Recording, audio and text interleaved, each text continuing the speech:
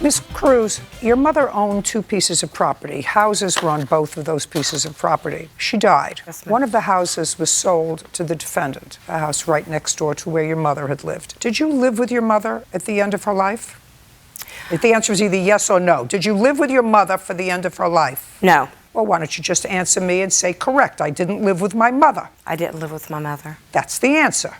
When was the last time you lived in that house? I moved out in August of 2016. Where did you live in June of 2016? I lived in the same town, but I had rented a room from a friend. Who else lived with her in the house? It would be myself and my daughter, Natasha. When? We lived there with her until she went into the rest home in December of 2014. So the last time you stayed in the house was in 2014? No, ma'am. I was in the house until August of 2016. Well, that's what I'm asking. You said you rented a room someplace. In August of 2016 is when I moved out of the residence that I used to live with my mother and rented a room. I could no longer stay in the house after my mother had passed away. Why? Just memories. Was the house condemned? My house... Just a second. Just answer the Yes, question. ma'am. So the house was condemned? Yes, ma'am. By what authority? The city of Clarksburg. You have the condemnation notice? I don't have it with me, ma'am. Fine. When were you served with a condemnation notice? October of 2016. Now, what happens to a condemned house? I know what happens to a condemned house. A condemned house is no longer habitable. The city took over and they take it down. Yes, the city and I have discussed this. Yes. Fine. So that's what this case is about, this nonsense. You moved out of the house because it was condemned, No, because ma'am. it was no longer habitable. Yes, if it was condemned in October, that means it was also uninhabitable in August. No, ma'am. And the next door neighbor, is this your daughter? Yes, ma'am. The next door neighbor who bought the house, fair and square, had a conversation with your daughter. Yes, Your Honor. Month and year did you have the conversation with the daughter that you bought the shed? December 26, 2016, 25th, on Christmas Day. Great. I'm okay. sorry. Now I got the dates. Okay. Yes. So, hey. Piece of work. Okay, so you were served with a condemnation notice in the house in October. A different house, ma'am. Not the house she bought. I'm not talking about Okay. the house she bought. I'm talking about the house your mother lived in. Yes, ma'am.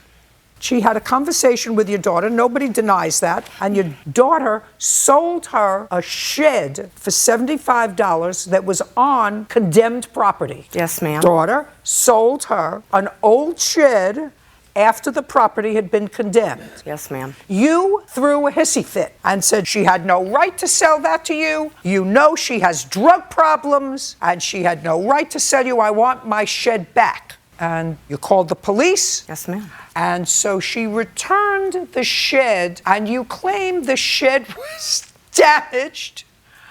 And because she took it off the cement block where it was, the foundation, that foundation was also damaged, and you want $4,000. Are you out of your mind?